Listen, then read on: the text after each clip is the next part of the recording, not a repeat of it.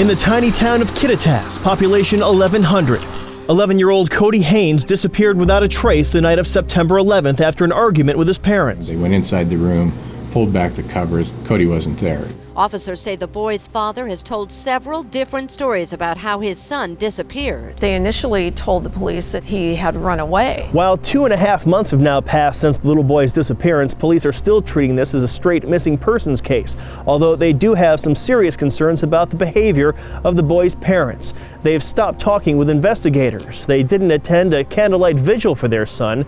They didn't even attend a citywide search for the boy. Well, what struck me about Cody's case is the fact that his biological father and his biological father's girlfriend were the last two people to see him alive. The biological father has died, so the only one left is the girlfriend, and her name is Marla Harding. He had so much to give. He had a big, big heart. He was my best friend.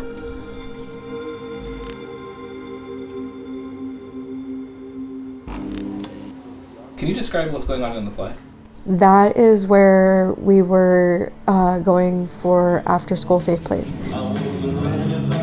Cody's dancing around off in his little world, just doing his own thing. My name is Christian Marquez. I am Cody's older sister.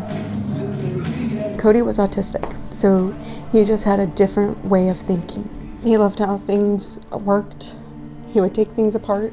That's what one of his favorite things was. This is the most used photo because of his dimples, and it shows the light in his eyes. He always saw people's hearts, and he wore his on his sleeve like I do.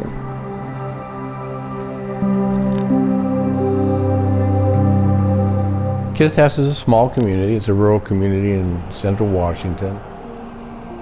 Very tight-knit community. One small school, not very many residents. My name is Steve Dunnigan. At the time of Cody's disappearance, I was the chief of police in Kittitas.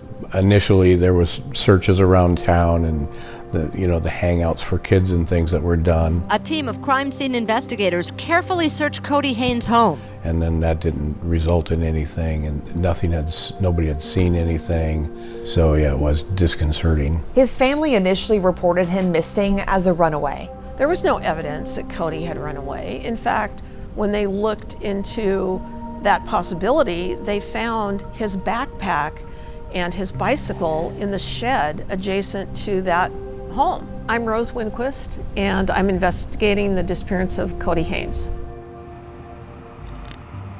On the evening that he disappeared, all the kids were watching a movie. It was Cody's turn to do the dishes, and he'd ask Marla if he could wait until the movie was finished before he did the dishes, and she said sure, that was fine. 10 minutes later, she comes back and starts flipping out, and we were all sent to bed before we could see any other transgression. And Cody was sent to the kitchen and was made to sit there for hours upon hours. The kids were in the other room and they heard him crying and screaming, and then about 2:30 didn't hear any more crying. Christian went to bed scared. She remembers waking up and Cody's room was blocked off. She tells me Marla would go in there from time to time. She would go back, get water or a pudding cup or some sort of food and talk, but there was no talking back. Cody's dad wasn't there. He took off in the middle of the night on a drive, and he didn't return until 4 p.m. the next day. The time frame is very suspicious now that we look at it, is that leaving at 2:30 in the morning and then returning at 4 p.m. It doesn't make any sense. He has that whole amount of time to do whatever. The story wasn't making sense. And then when we called the dad in to come talk to us about it, Richard showed up with Marla. You could tell that Marla was definitely in charge. She would not let us talk to Richard alone, and they refused to talk at that point, and then they walked out. That was a good indicator that they knew more than what they were talking about. Police say this case may be more than just a runaway child. With the new information, I think we do have to look at the fact that he may have actually been assaulted here in his home by his caregiver or his father.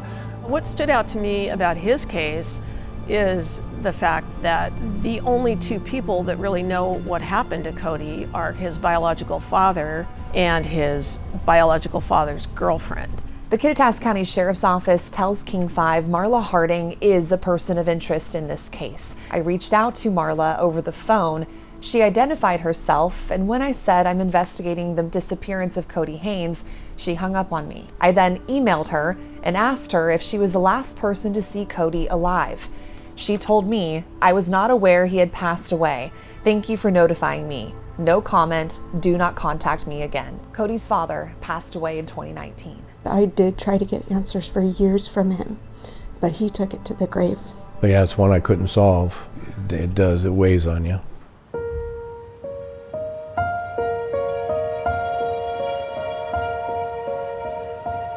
That's the most sacred one that I have, that I always look at in the morning. I have it on my dresser, so when I wake up, I see him.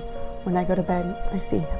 Christian is really in need of finding her brother and putting this behind her. He was just this little 11-year-old kid with a big smile and dimples. He could have done great things in this world had he been allowed to live. Any tiny clue, anything means the world to me, because Cody deserves justice.